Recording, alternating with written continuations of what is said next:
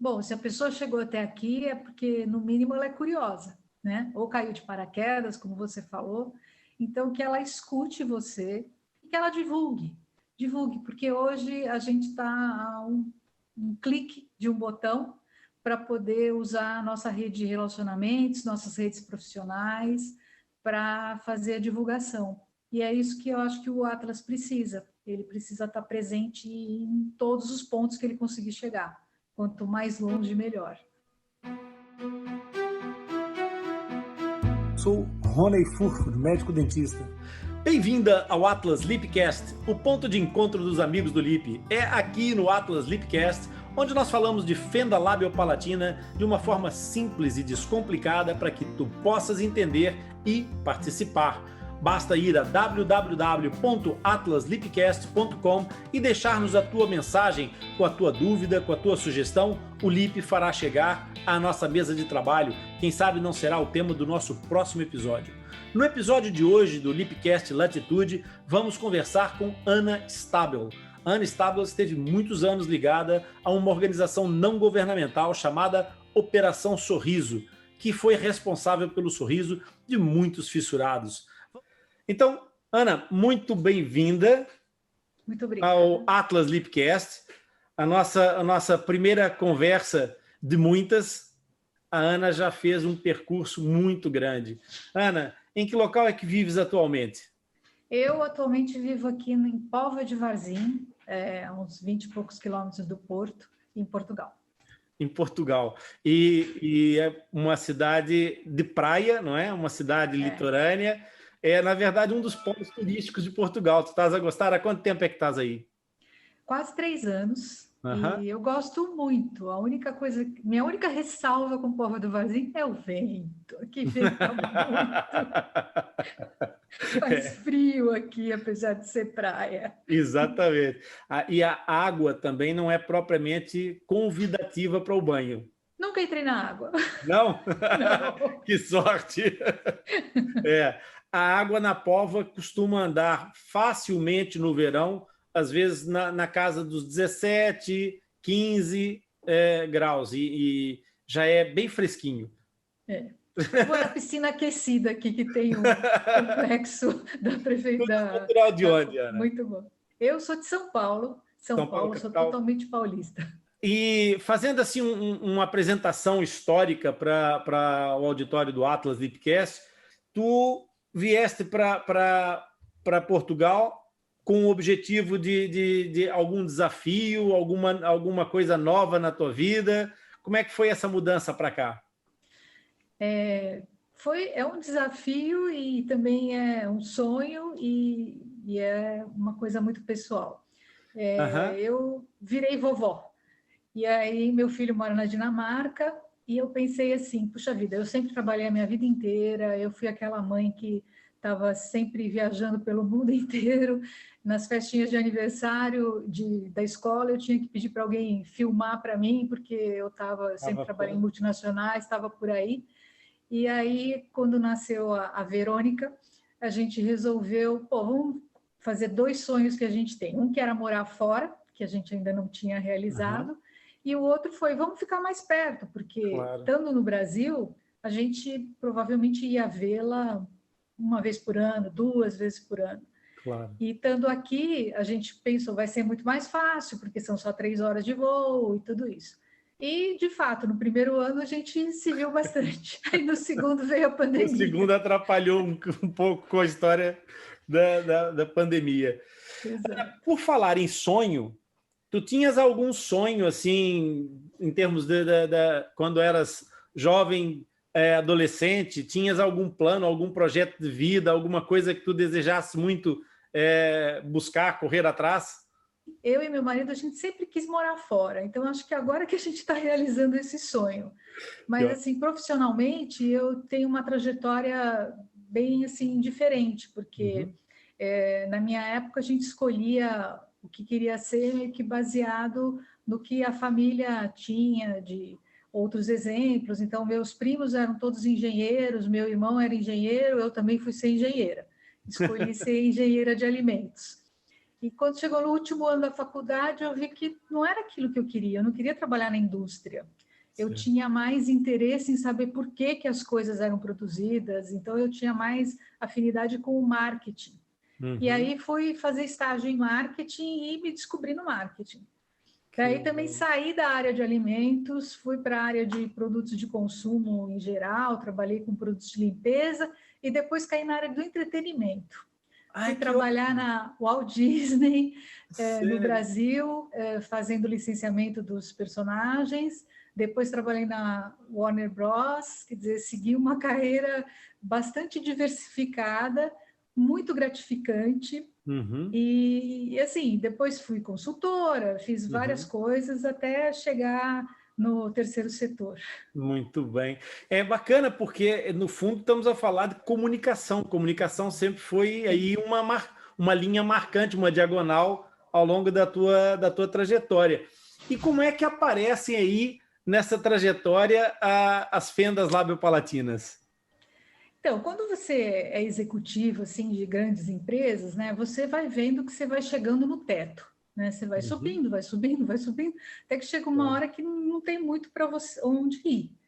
E então, uma época eu estava procurando uma nova possibilidade e olhando o LinkedIn, né, que é assim a oportunidade de vagas que aparecem claramente para todo mundo, me apareceu a função de diretora executiva da ONG Operação Sorriso. Eu não conhecia, eu não sabia o que era, eu tinha muito receio, porque era uma ONG e nunca tinha ouvido falar, então eu pesquisei e tal, e eu me inscrevi. E a minha vida ela tem uma coisa interessante, que é o seguinte, as posições que eu consegui trabalhar, eu sempre consegui através de uma carta que eu escrevi. Então, acho que isso que você falou da comunicação, eu tenho muito forte mesmo.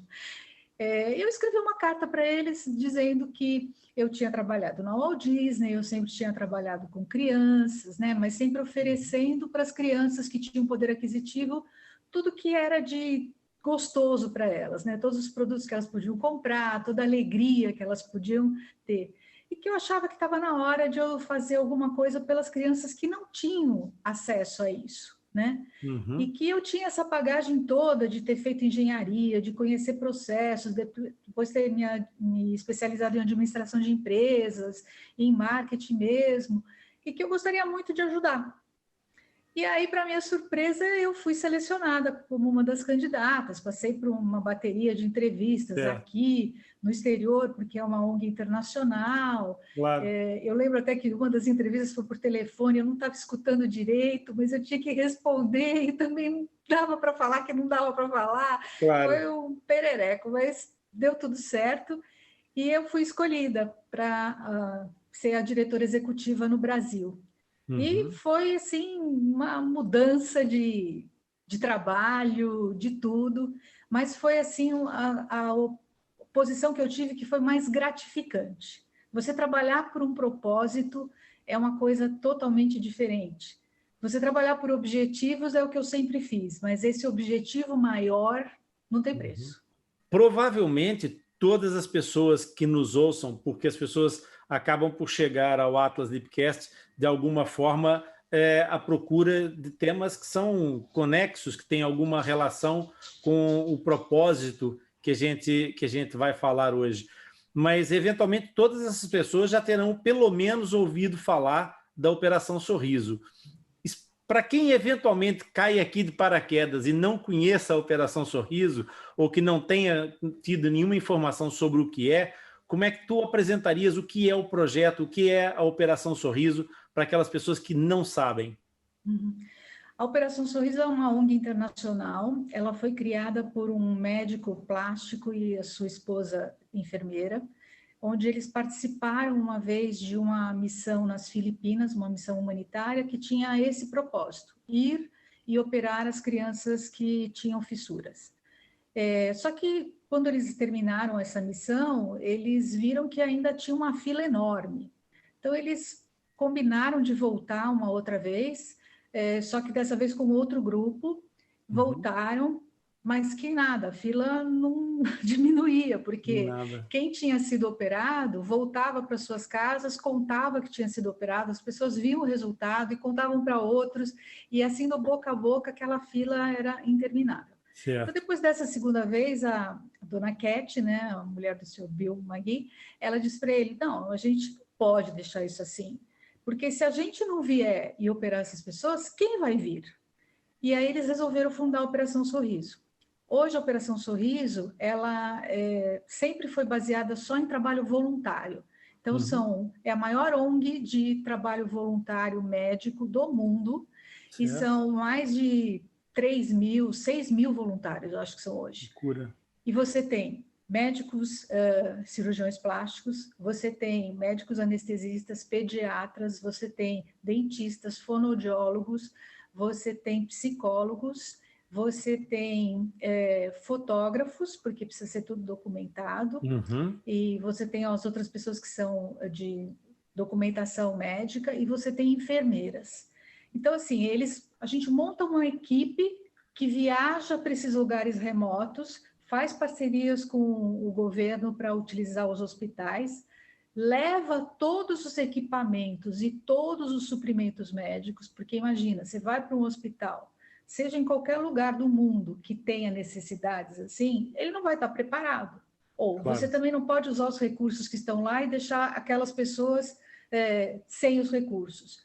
Então, é uma missão mesmo hercúlea de você organizar tudo isso, conseguir todas essas coisas, depois organizar toda a documentação desses profissionais e levar até esse local. E aí, nesse local, você precisa divulgar que vai acontecer essa operação, que é super complicado, dependendo dos locais, são as formas claro. Mais inusitadas. São cartazes que você coloca em tudo quanto é poste, quando você coloca nas estações de trem, nas estações de ônibus, nas estações de barco, depende do local, é o que você faz. Você vai para as rádios, vai para as televisões, você vai para os líderes comunitários, é uma experiência incrível para você trazer as pessoas. E aí, num primeiro dia, você faz uma triagem dessas pessoas. Por quê? Porque, obviamente, ninguém pode operar ninguém que você não conhece, né, clinicamente. Claro. Então, se fazem exames laboratoriais de todas as crianças, todas as pessoas que aparecem lá, porque muitas vezes aparecem pessoas adultas, né? A gente já teve pacientes no Brasil de 70 anos, e elas passam por todas as consultas dessa multidisciplinaridade. E aí esse prontuário faz com que você tenha um panorama geral de todos os doentes que estão ali, e eles são classificados por prioridades. Como, não sei se todo mundo sabe, mas assim, as fendas palatinas, elas têm um cronograma de cirurgias, né? Então, um protocolo. O lábio é operado a partir de 6 meses, depois de 2 anos e tal. Então, dependendo da criança e da idade, como ela está, e principalmente da condição de saúde, você elege ela para ser operada naquela missão ou não. Muitas vezes a gente descobria crianças que tinham outras doenças, né? Então, tinha um problema no coração, muita desnutrição, né? Teve um ano, 2015, eu acho, que eu fui para Fortaleza e a gente recebeu 70 bebês, 70 bebês com fissura. Eu fiquei assim apavorada, era meu segundo ano na Operação Sorriso. Aí eu perguntei para o pessoal do hospital, gente, mas por que tanto bebê? Né? Eu não esperava isso. E aí me explicaram, é por causa da seca. A seca já vem aqui há muitos anos, em seguida, e aí com a seca vem a desnutrição. Com a desnutrição da mãe, acontece a fissura, é um dos fatores, né? Então é isso. Então, elencando essas pessoas, então imagina, não era só chamar essas pessoas para a cidade. Além de chamar as pessoas para a cidade, você precisava arrumar alojamento para essas pessoas. Claro. Claro, porque elas vão ficar ali, elas vieram de outros lugares, e as pessoas vinham dos lugares mais longínquos. Depois de um tempo, eu instituí uma coisa que assim, um quadro que a gente colocava na missão, e a gente colocava quantas horas a pessoa demorou para chegar, e de que meios de transporte ela chegou. Então era interessante, porque a gente tinha gente que vinha de avião, porque tinha gente de Posses mesmo, mas certo. O acesso à cirurgia era tão difícil que vinha de avião. Tinha gente que vinha de caminhão, tinha gente que vinha de carro, tinha gente que vinha de barco, de jegue, de tudo, até de bicicleta. A gente já teve um paciente que veio de bicicleta. Nossa Senhora! Então, é muito incrível, assim, como as pessoas se deslocam. E como ficou sabendo? Então, ficou sabendo porque viu na televisão ou porque a tia viu e aí falou com o sobrinho que morava muito em outro estado e pediu para vir, né? Então, é uma comunicação, é uma rede mesmo que se cria de boa vontade que é maravilhosa. Então, além do alojamento, você precisa prover alimentação, porque as pessoas estão lá e elas são sem recursos, né? Então, você tem que prover alimentação. E não é só o lado dos pacientes, tem o lado dos voluntários também, porque você está levando 60 voluntários que precisam estar bem dormidos, bem alimentados, para poder desempenhar o seu melhor, não é? Então, também é outro lado que você tem que ver. Então, a gente tinha parcerias com companhias aéreas, que aqui é parceira da TAP, era nossa grande parceira para transporte dos passageiros. São vários doadores. Nossa, muita gente que fazia parte disso, para poder, porque são operações muito caras, né? Laboratórios grandes que doavam remédios e tudo isso. Aí, depois desse primeiro dia de triagem, no segundo dia era quando a gente comunicava quais tinham sido eleitos. E aí você, para uma semana, e geralmente 4 salas cirúrgicas, né? Porque também não vale a pena você fazer um esforço desse para operar em 2 salas. Claro. Então, tinha que ser uma coisa grande também. 4 salas, aí você tinha uma lista de 60, 70 pacientes, porque dependendo da complexidade da cirurgia, é o tempo. Então, imagina, é tudo cronometrado. Você sabe, o médico sabe que uma cirurgia de lábio simples vai demorar 45 minutos, uma outra vai demorar 1h30, e aí já é tudo escalonado, e acaba uma, entra, limpa tudo, vem o próximo. Essa situação ficou no ouvido, para além de ser uma logística estrutural muito grande, vocês também deixavam estrutura, portanto, ela é estruturante também. Vocês deixavam lá alguma orientação ou alguma logística para continuidade depois, é isso? Tem essa parte da missão, que tinha a cirurgia, no dia era uma coisa de estadia de uma só noite. No dia seguinte, a criança recebia alta, mas ela ficava no alojamento por uma semana, porque depois de uma semana tinha a consulta de acompanhamento. E aí a gente voltava 6 meses depois para a próxima consulta para ver como estava a cirurgia. Claro que na volta a gente ia, um funcionário da ONG e ia um médico para acompanhar e o médico local. Porque uma das coisas que, como você estava falando, é estruturante, é que as missões elas serviam também como uma parte educacional. Não só das pessoas que trabalhavam na cidade, então a gente convidava enfermeiros e fazia formação com eles, às vezes formação de treinamento básico de saúde, às vezes treinamento sobre fissuras mesmo, e também convidava médicos para participarem, para serem observadores durante a missão. E também com o intuito de angariá-los para serem voluntários, né? Então, esse fato era muito importante e, de fato, a gente depois sempre tinha outras pessoas que se voluntariavam e iam para outros locais.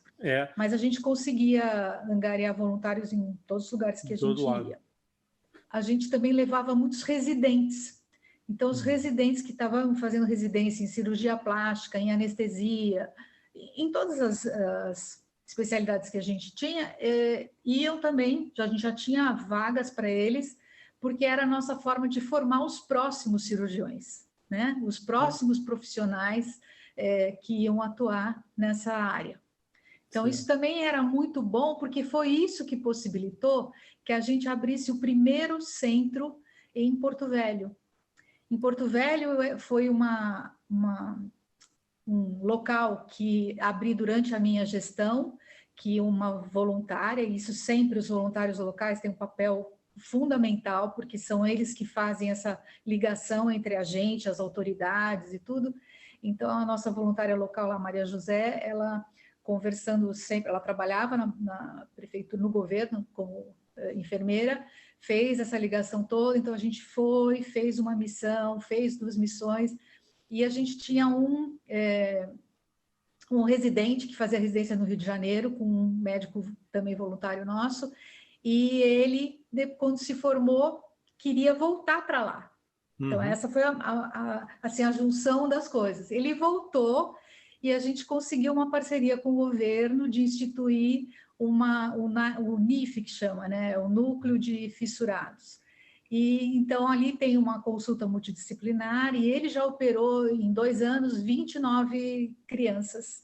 Para as pessoas que estão ouvindo aqui de Portugal, tu falaste em Porto Velho e para os brasileiros talvez possa ser só por si elucidativo. Mas para as pessoas de Portugal, de Angola, de Moçambique, de Timor, Porto Velho é no interior do Brasil. E quando se fala interior do Brasil, de um país com dimensões continentais, é muito difícil das pessoas imaginarem essas distâncias. De São Paulo, que é onde toda a gente situa mais ou menos o Brasil, São Paulo, Rio de Janeiro, de São Paulo a Porto Velho, nós estamos a falar de mais ou menos que distâncias? Ixi, eu nem sei, teria que olhar no Google. De avião, horas de avião. Não, Porto Velho é vizinho, Porto Velho não, o Roraima, né, que é o estado, isso. Rondônia, desculpa, Rondônia. É vizinho da Venezuela.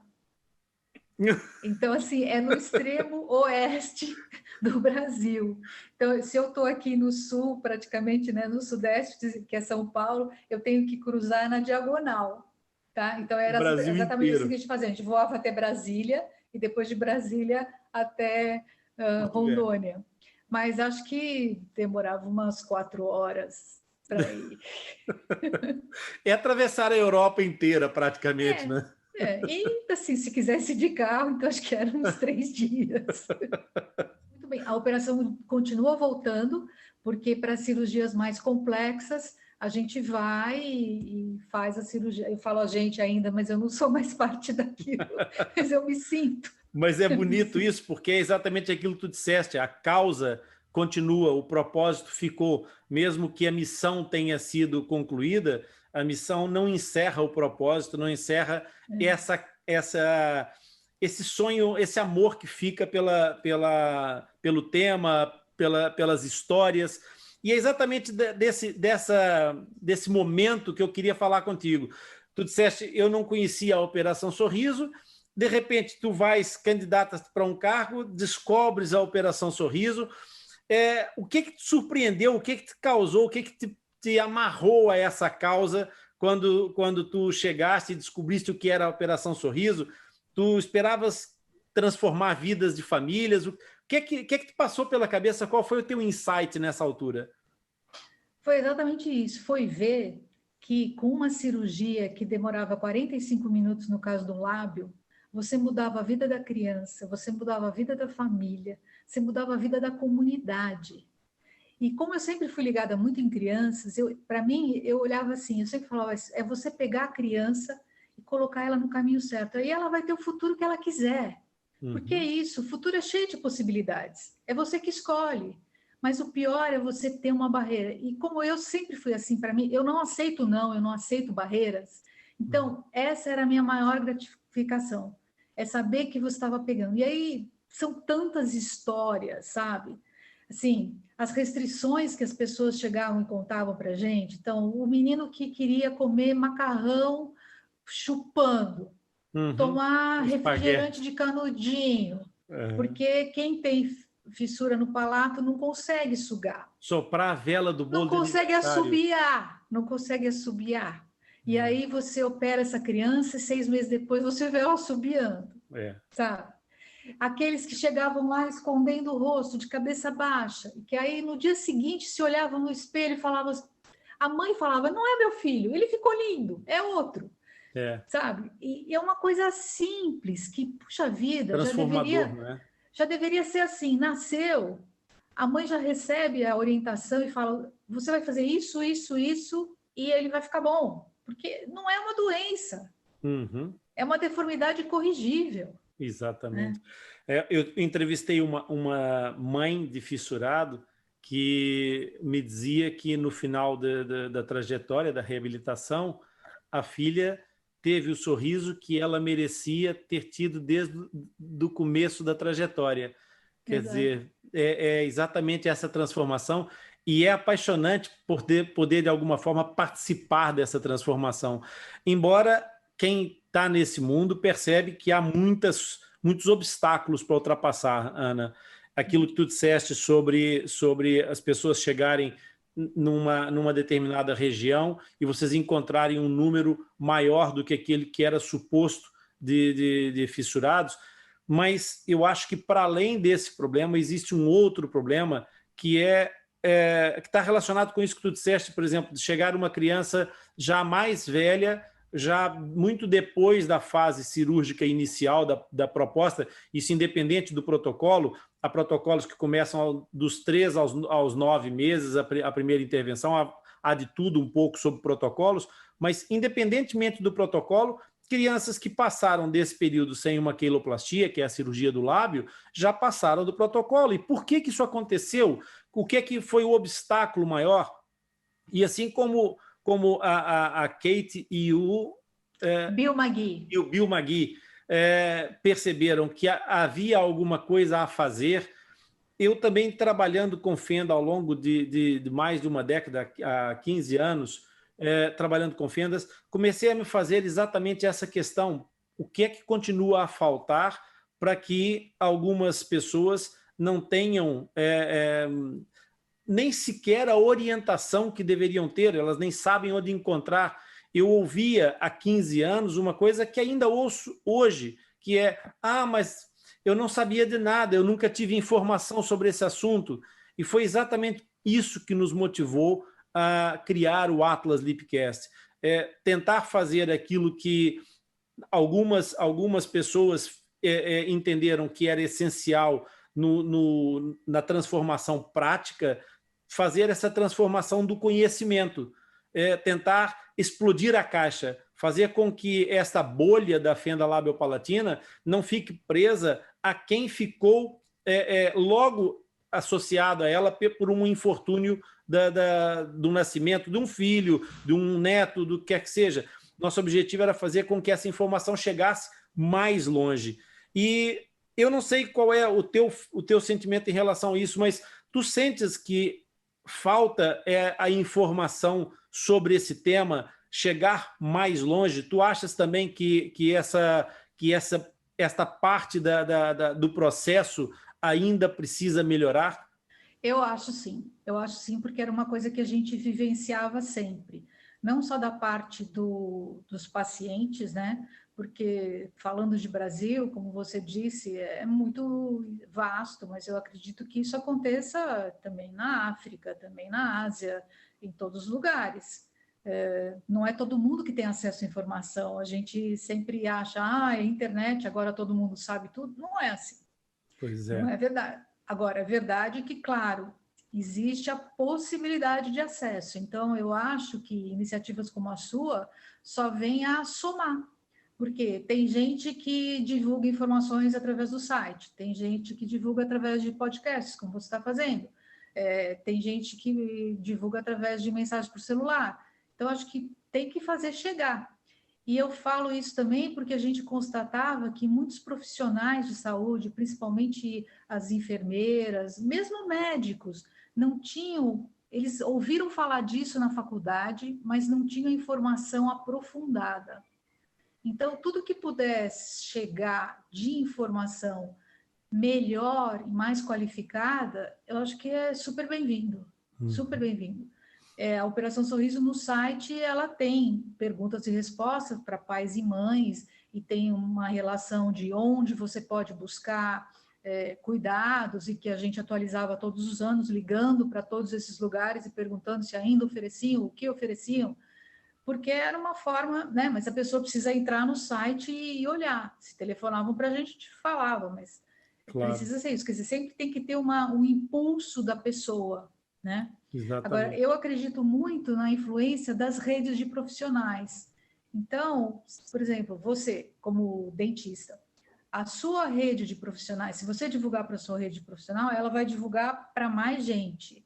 Aí, uma enfermeira vai divulgar para a rede dela. E todos os profissionais são ávidos por conhecimento. Claro. Então, isso sim, tem um fator multiplicador muito grande. E vai chegar no paciente, no final. Em algum momento, a informação acaba por saltar a cerca. É a sensação que me movimentou, que me moveu para esse projeto, foi exatamente isso.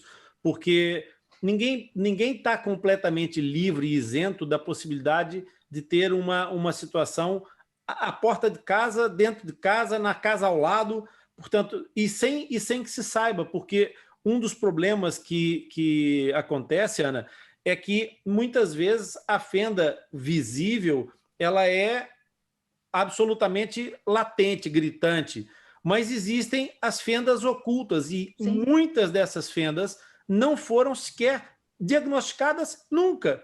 Quantas e quantas e quantas pessoas ficaram conhecidas como fanhosos e passaram uma vida como fanhoso e ponto. E ninguém foi saber se aquilo era uma insuficiência provocada neurológica ou se era uma fenda palatina oculta por mau funcionamento dessa estrutura.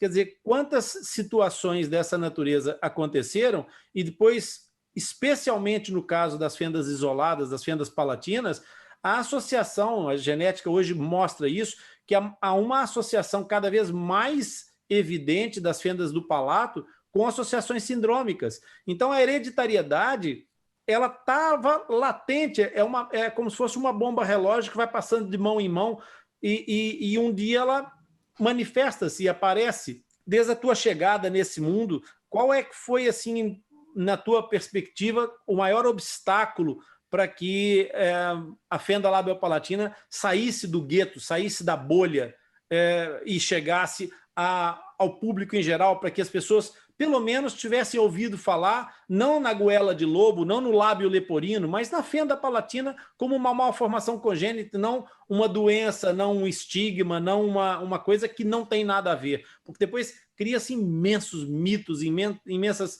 coisas que não fazem sentido. Qual foi o maior obstáculo que tu achas que identificas assim como obstáculo para que a fenda labiopalatina caísse no domínio comum? Eu acho que não caiu ainda no domínio comum, ainda temos muito que fazer. Temos muito trabalho pela frente. Obstáculos, bom, eu tive todo tipo de obstáculo, mas nunca me parou. O que eu acho que a gente conseguiu com a Operação Sorriso foi através das mídias sociais. Eu acho que hoje ela está muito presente. Foi feito um trabalho muito bom com o Instagram, com o Facebook, com essas coisas todas, porque isso realmente funciona. E outra coisa que funciona muito são os grupos de mães. Os grupos de mães de fissurados também são instituições muito fortes e muito presentes, porque elas têm aquilo como meta de vida, né? Então, claro. É muito bacana. No Brasil tem um grupo, As Fissuradas, que é maravilhoso, que escreve muito bem, que protege muito bem, fantástico. Divulga muito a informação, né? É verdade. Mas assim, obstáculo não voltou. Se você me perguntar quais foram os obstáculos na Operação Sorriso, eu te falo, a gente lá passou por tudo, desde falta de dinheiro até ter greve na alfândega e estar trazendo os equipamentos importados e não saber se vai acontecer a missão. Exato. Mas no fim dá-se um jeito. Dá certo.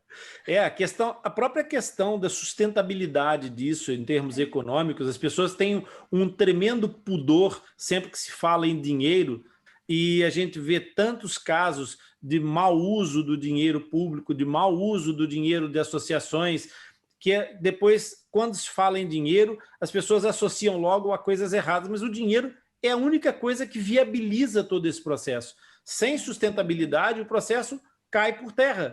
Cai no seu começo, não é? E quando você fala de organizações médicas, então, aí a proporção é muito maior, né?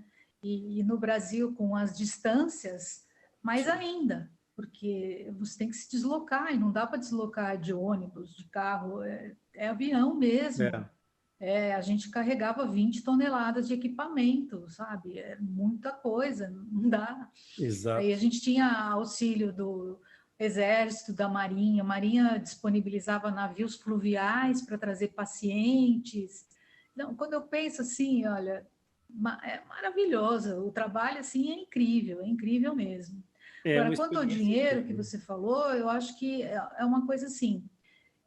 A Operação Sorriso, ela e várias outras ONGs, hoje acho que você tem essa coisa da transparência, né? Que se você procurar no site da instituição que você tiver interesse, existem balanços auditados, existe o relatório de atividades, onde você pode acompanhar o que é feito com o dinheiro. Inclusive, na minha época, foi instituído um prêmio de ONG transparente e a gente ganhou esse prêmio, porque a gente fazia questão disso, né? Você tem que demonstrar o que faz. Cada missão que a gente fazia, a gente voltava e visitava os patrocinadores, mostrando como que tinha sido gasto cada dinheiro. Tinha que prestar conta mesmo. Claro. E eu acho que tem que ser assim. Tem que ser assim, com transparência. O dinheiro não é seu. A mulher de César não basta ser séria. Também precisa parecer séria, né? Exatamente. E aparecer e mostrar essa seriedade. Acho isso fantástico e é um dos pontos elementares para se poder falar, para que se possa falar do dinheiro necessário e lidar com isso, porque lidar com o dinheiro dos outros é uma responsabilidade muito maior do que lidar com o nosso. Muito, né?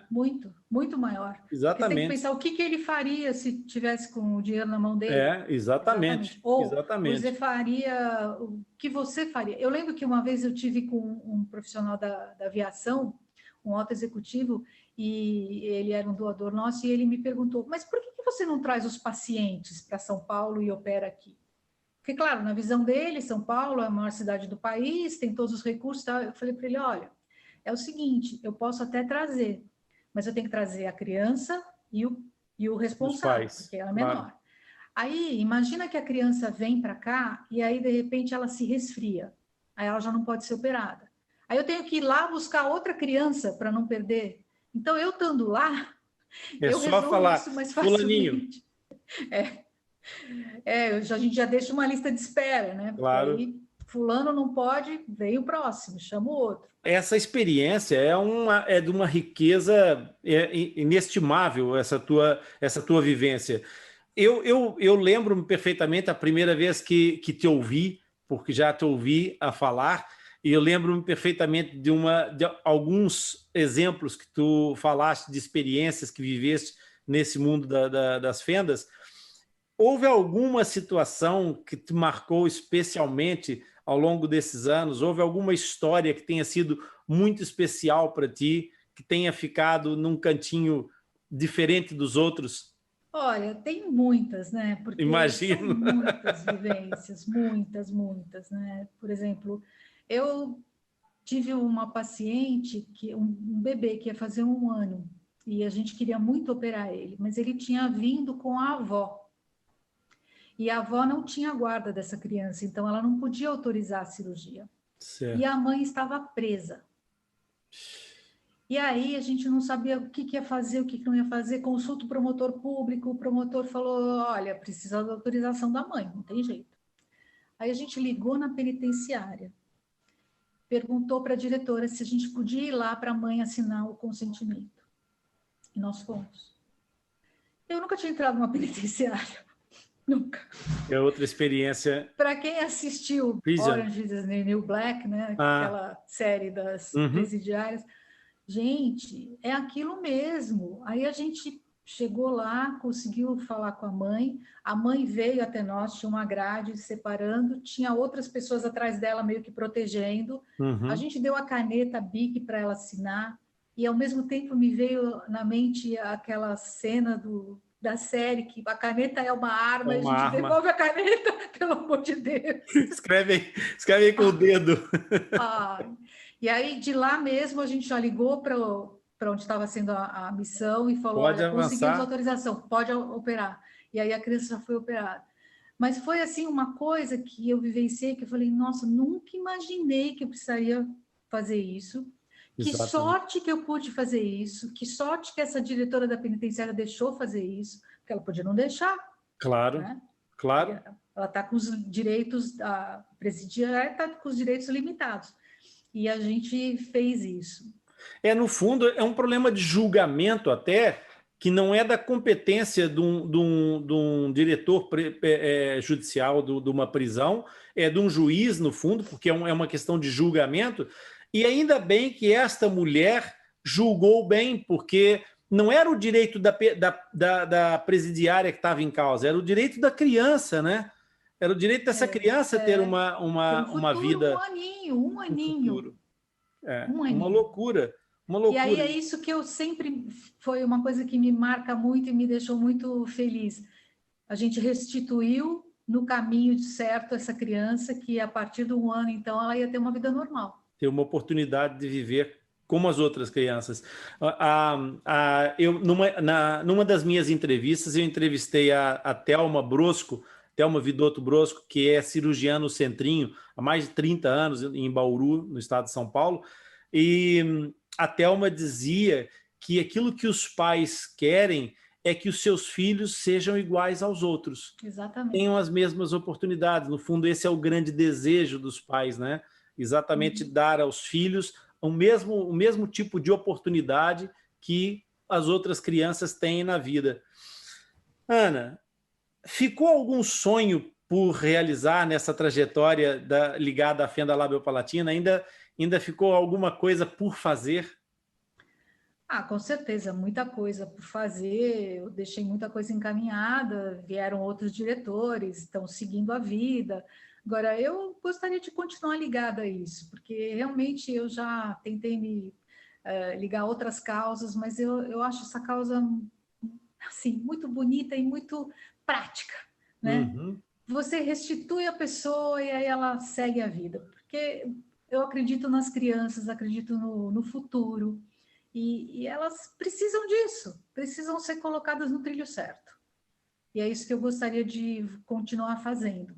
Nesses últimos 10 anos, a oferta, tanto a nível sanitário, a nível da saúde, como a nível social, mudou muito nos últimos 10 anos, em termos de ONGs, em termos de iniciativas solidárias. Tu percebes que houve uma maior sensibilidade, uma maior inclusão, ou tu não notas mudanças significativas nesses últimos 10 anos?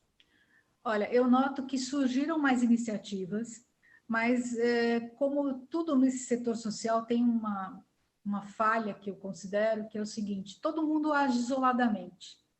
E muitas dessas iniciativas são complementares, mas não há meios de se trabalhar junto. Então, eu acho isso uma perda de recursos, sabe? Porque se trabalhasse junto, um faz uma parte, outro faz outra. Não precisa fazer a mesma coisa. Então, eu acho que essa tão é uma ser coisa, humano isso. Tanto nesse setor, quanto na educação. Eu acho que as ONGs deveriam se juntar. Divide territorialmente, cada um pega um pedaço. Ou a divisão setorial, não necessariamente territorial, mas setorial. É aquilo que tu disseste, uma frase muito explorada hoje em dia: quem quer ir depressa vai sozinho, quem quer ir longe vai acompanhado, vai em equipe. E a equipe é exatamente isso, é integrativa, e é tão importante essa integração. E às vezes perde-se grandes capacidades sinérgicas porque há esse espírito quase individualista dos grupos, os grupos quererem se sobrepor e etc. A possibilidade hoje que existe de conectividade entre as pessoas permite essa profundidade, esse aprofundamento de levar a informação sem as barreiras estruturais que a ação estruturante tem. O que eu noto é que nos últimos anos, especialmente nos últimos 10 anos, a sociedade tem evoluído de uma forma muito mais inclusiva. Seja porque a tecnologia está a quebrar as barreiras geográficas, o mundo está a se tornar realmente mais globalizado, seja por que razão for, mas o que eu noto é que as novas gerações são menos preconceituosas, são mais inclusivas. Tu também sentes isso, Ana? Sim, sinto. Senti através dos meus filhos e a gente vê isso na mídia, mas eu acho que é um papel da família perpetuar esses valores, né? E da escola de trabalhar isso, porque o primeiro grupo social que a criança vive é a família e o segundo é a escola. Então, isso tem que ser uma constante, né? Porque senão você não tem isso para o resto da vida. Você pode até ter na infância e depois se perde. Então, acho que é um policiamento constante, porque você vê muita coisa acontecer na vida de uma pessoa, né? Então, a criança é de um jeito, aí quando é adolescente vira rebelde e depois descamba. Mas eu acho que é rezar e vigiar o resto da vida.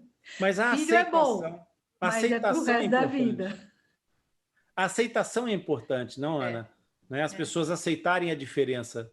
Sim. Porque há coisas que não vão ter uma solução de médio prazo sequer. Uma criança fissurada não vai ter a abertura do sorriso, mas vai ter uma cicatriz. Sim. Vai ter uma dinâmica facial diferente. E aceitar essa diferença com naturalidade, com a necessária naturalidade, ou colocando as coisas de outra forma, dar indiferença a essa diferença. Exatamente. E aí eu acho que tem muitas iniciativas que podem ser mais divulgadas e que já estão acontecendo. Por exemplo, brinquedos inclusivos. O brinquedo que a criança ou tem a fenda bipalatina ou tem um aparelho auditivo, porque é isso, quando você passa a ver aquilo como parte do seu cotidiano, e a própria criança que tem aquela deformidade, ela se vê retratada no próprio cotidiano, aquilo passa a ser normal para todo mundo, né? Não é uma aberração. E é isso que a gente precisa ver cada vez mais. Essa preocupação minha, porque eu vejo esse tipo de problema como uma situação com efeito bola de neve, sabe? A partir do momento em que nós temos a autoestima de uma criança muito pequenininha, ferida, nós estamos a colocar essa criança no alto de uma montanha para ela rolar como se fosse uma bolinha de neve. E isso pode chegar aqui embaixo num verdadeiro desastre. Mas, por outro lado, eu também aprendi que você tem que respeitar a vontade do fissurado. Por exemplo, a gente sempre mostra, né, o antes e depois. E aí a gente queria acompanhar a vida dessa pessoa e mostrar adulta como ela constituiu uma vida e ficou bem, né? Seria o coroamento do tratamento. Certo. E aí a gente procurou uma paciente que já estava casada e aí ela nos disse, você pode me mostrar hoje, mas eu não quero que você me mostre como eu era. Aquilo não sou mais eu. E aí na hora eu fiquei assim, puxa vida, mas olha como você mudou, que coisa. Eu pensei assim, né? Mas depois eu entendi, é mesmo. Depois que a pessoa passa por todos os traumas que ela passou, ela não é mais aquela pessoa, ela não quer nem lembrar daquilo. Tipo, é como algumas mães falavam pra gente, eu quero rasgar essa foto e passar a viver uma nova vida. Então, a menos que você torne isso parte do cotidiano, que ninguém veja como uma coisa estranha, as pessoas vão sempre querer esquecer o passado e só viver a nova vida. Certo. Então, para ser inclusivo, tem que ser uma coisa que vem desde o começo e a pessoa não sofra. Porque senão você vai ter que respeitar a vontade dela, que é, eu não quero saber do que eu já fui. Exato. Eu não sou mais aquela pessoa. Exato. Esse aspecto tem sido muito falado por um grupo que eu conheci através dessa iniciativa do Atlas Hipcast, que são os Fissurados pela Vida. É um grupo de fissurados que resolveu pôr exatamente o dedo na ferida e mostrar e dar a cara à situação, e mostrar que eles são fissurados e são felizes, estão bem, mas que há uma luta por trás. E nem todos têm essa vontade. Teve um caso, inclusive, que uma das pessoas que está ligada à organização do grupo me referiu, de uma das fissuradas, que agora está também a liderar a participar na liderança desse projeto, e que ela, quando foi abordada, ela disse, eu não quero falar sobre isso, eu não quero saber desse assunto mais. E de repente, hoje ela conseguiu curar essa ferida, e ela própria fala do problema, de como ela foi, etc. Então, eu acho que saber respeitar os momentos e os timings das pessoas. Mas é aquilo que tu disseste, eu acho que é o primordial. Se nós conseguirmos fazer com que isso comece bem, a probabilidade das pessoas chegarem sem essa ferida lá na frente emocional é muito maior, e aí torna todo esse projeto de demonstrar para que as pessoas percebam a trajetória, porque é importante dar conhecimento dessa trajetória, né? Portanto, se para algumas pessoas pode ser doloroso, para outras é extremamente instrutivo, informativo e até, né, até serena um pouco a algumas mães e alguns fissurados, saber que mais tarde eu vou conseguir chegar ali. Eu ouvi de um médico uma vez, a gente operou um senhor de 70 anos, e aí no dia da alta dele, ele chegou para o paciente e falou, olha, seu José, o senhor ficou lindão, hein? O seu lábio aí eu resgatei, eu arrumei, agora a sua alma é com o senhor mesmo. Exatamente, a gente não imagina todas as coisas que passam pela cabeça de quem vive, e viver com uma situação dessa exige uma adaptação em todos os níveis, uma adaptação emocional, uma adaptação visual, uma adaptação estética em termos de conceito, e mudar isso não é uma tarefa fácil, não é uma coisa que se faça da noite para o dia, né? Ana, como é que tu conheceste o Atlas Lipcast? Como é que tomaste conhecimento desse projeto? Eu recebi um e-mail de vocês, eu acho que daquele nosso contato, você ficou com o meu e-mail, e aí eu recebi, e eu comecei a seguir vocês, ver o que vocês estavam fazendo e tal. E aí um dia você convidou uma grande amiga minha para falar, e eu assisti vocês, e aí eu achei, puxa, que interessante o que ele está fazendo, bacana, mais uma iniciativa para contribuir para a divulgação de tudo que diz respeito aos fissurados. Isso vem de encontro àquilo que tu disseste, não é? Do fato desse elo de ligação que vai acontecendo, em que um amigo encontra outro amigo e os braços vão juntando numa cadeia gigante que une todo mundo. Tu achas que para as famílias de fissurados, esse tipo de informação mais ampla, mais generalizada, pode ter alguma importância, e que tipo de importância é que tu vês para as famílias que já têm uma criança fissurada receber um Atlas Lipcast pela porta de entrada? Olha, eu acho que todo mundo que está interessado em ampliar os seus conhecimentos, ou ter curiosidades, né, sobre tudo que diz respeito ao fissurado, é muito importante, porque você está ampliando até o tipo de informação, você está mostrando a vida das pessoas que trabalham com isso. Então, é curioso, cada um tem um tipo de vida. Eu, por exemplo, não sou da área médica, e vim trabalhar com isso. Então, quer dizer, tudo é possível, né? Basta que você queira ajudar. Então, essa é a mensagem, que quando você quer, vai atrás da informação, se você se interessa, segue em frente. Tu achas que dentro do propósito de levar informação, analisando o mundo de hoje, o teu consumo de informação, pensando num aspecto mais social, qual é que seria a mídia de comunicação que tu imaginas ter maior potencial de chegada, com maior profundidade para essas famílias? Eu acho que a gente tem que manter a informação em todas as mídias possíveis, porque você tem todos os tipos de público.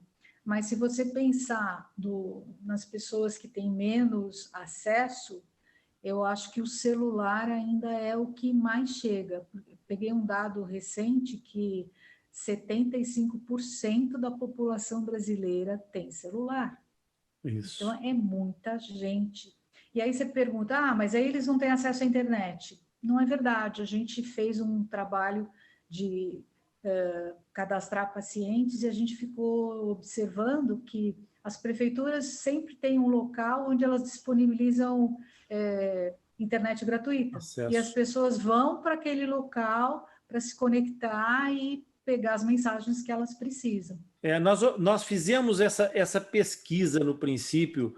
Um dos problemas foi tentar encontrar um melhor equilíbrio entre esse peso da informação no tráfego e a qualidade da informação em conteúdo, em quantidade de informação e etc.